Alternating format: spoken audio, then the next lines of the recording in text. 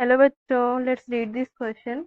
The question says, let C1 and C2 be two biased coins such that the probabilities of getting head in a single toss are 2 by 3 and 1 by 3 respectively. Suppose alpha is the number of heads that appears when C1 is tossed twice independently, and suppose beta be the number of heads that appears when C2 is tossed twice independently. Then the probability that the roots of the quadratic polynomial x square minus ax plus beta, x square minus alpha x plus beta are real and equal is, here are the given option: 40 by 81, 20 by 81, 1 by 2 and 1 by 4. Now let's see the key concept. So the key concept for the question is, here are the key concepts. So let's suppose अगर हमारे पास कोई quadratic equation है जो कि ax square plus B X plus C is equals to 0 के form में है। सो इसका रूट्स हमें रियल और इक्वल कब मिलेगा? जब हमारा डिस्क्रिमिनेंट इज इक्वल टू 0 होगा। डी क्या है? डिस्क्रिमिनेंट। डिस्क्रिमिनेंट का क्या फॉर्मूला होता है? ये होता है B square minus 4ac। D is equal to B square minus 4ac। ये जब हमारा 0 होगा तो हमें जो रूट्स हैं वो रियल एंड इक्वल मिलेंगे। तो ये हमारा पहला कॉन्सेप्ट है, this is the first concept. And second है बायस्ड कॉइन का कॉन्सेप्ट। सो बायस्ड कॉइन हमारा कब होता है? जब probability of head is not equals to the probability of tail. ये हमारा अनफेयर कॉइन के लिए होता है, यहाँ पे हमें प्रोबेबिलिटी दी गई होती है। और जो हमारा थर्ड कॉन्सेप्ट है वो है प्रोबेबिलिटी का कॉम्प्लीमेंट्री रूल। यहाँ पे क्या होता है? प्रोबेबिलिटी, मान लेते हैं हमारा ए के लिए अगर हम लोग निकाल रहे हैं, ए की प्रोबेबिलिटी निकाल रहे हैं, तो पी नॉट ए क्या होगा? 1 minus probability of A. So these are the key concepts which we will use in the question. So now let's solve the question.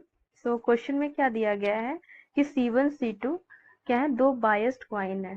So C1 and C2 हमारे पास क्या है? ये दो biased coins हैं, such that the probability of getting head in a single toss are 2 by 3 and 1 by 3. So single toss में जो हमें head आने की प्रोबेबिलिटी है, इसे मान लेते हैं C1 में PH1, ये क्या है? 2 by 3 है। एंड C2 में हम लोग मान लेते हैं PH2, इधर क्या हो जाएगा? PH2। यहाँ पे क्या हो जाएगा? 1 by 3। सो यहाँ पे हमें प्रोबेबिलिटी ऑफ गेटिंग टेल क्या हो जाएगा? PT1 क्या हो जाएगा? 1 minus 2 by 3, अभी हमने की कॉन्सेप्ट में देखा था। सो ये क्या हो जाएगा? 1 by 3। एंड सिमिलरली PT2 क्या हो जाएगा? ये हो जाएगा 1 minus 1 by 3, इट्स 2 by 3। सो यहाँ पे हमें 2 by 3 मिल गया। और क्या क्या है? Suppose alpha is the number of heads that appear when C1 toss twice. Alpha क्या है? नंबर ऑफ हेड्स है, नंबर ऑफ हेड्स। और कितनी बार टॉस्ड हो रहा है? Toss twice. यहाँ पे हमें कॉइन को 2 बार टॉस्ट किया जा रहा है। तो यहाँ पे हमें क्या क्या कंडीशन मिलेंगे अल्फा के? या तो हेड आने की क्या क्या प्रोबेबिलिटी हो सकती है? या तो हमें एक भी हेड नहीं मिलेगा, ठीक है, या तो हमें सिंगल हेड मिलेगा, या तो हमें दोनों टाइम्स में हेड मिलेगा। एंड वही सेम सिचुएशन बीटा के लिए भी है। And beta is the number of heads that appear when C2 is toss twice. जब हम लोग C2 को दो बार टॉस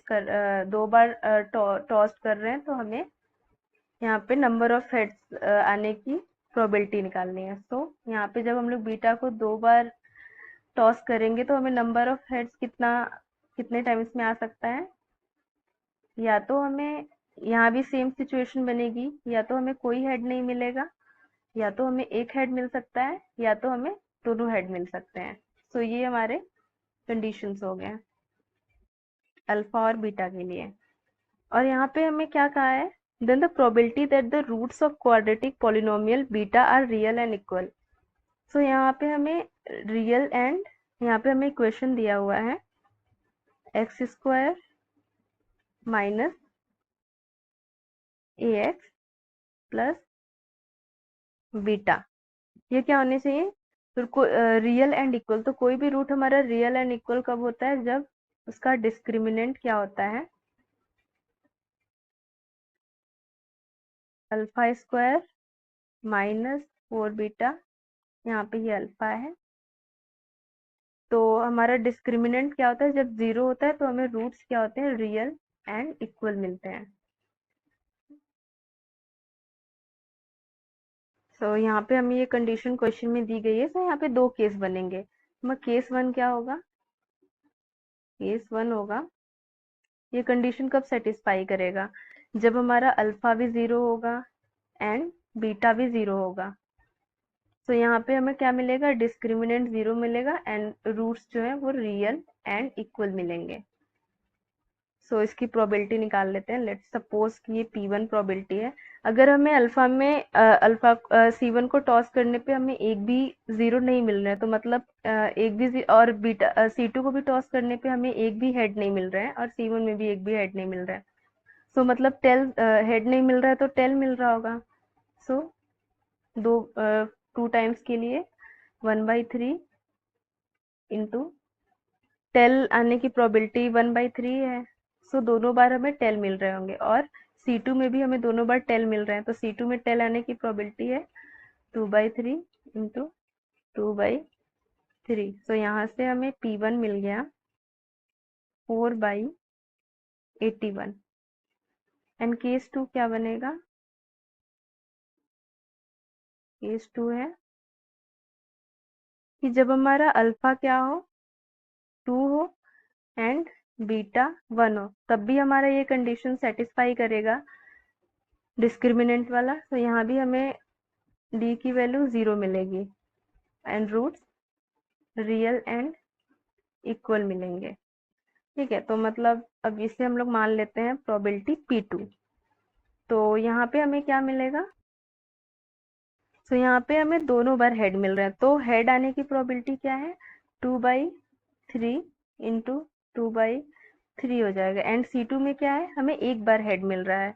तो इसके लिए क्या कंडीशन बनेगा, या तो पहले हेड मिल रहा होगा, पहले टॉस करने पे हेड एंड देन टेल, या तो पहले टेल मिल रहा होगा एंड आफ्टर दैट हमें हेड मिल रहा होगा। इसे और सॉल्व कर लेते हैं, तो हमें P2 मिल जाएगा